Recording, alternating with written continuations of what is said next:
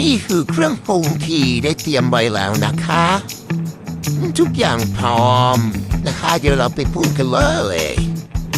เริ่มผสมน้ำมันหอยน้ำปลาซีอิ๊วขาวแล้วก็น้ำตาลทรายแล้วที่เราใส่แค่ครึ่งหนึ่งก่อนนะคะแล้วก็โคเล่แล้วเทผสมกับน้ำซุปกระดูกไว้ค่ะตั้งกระทะให้ร้อนเทน้ำมันแล้วเราไปปรุงกันเลย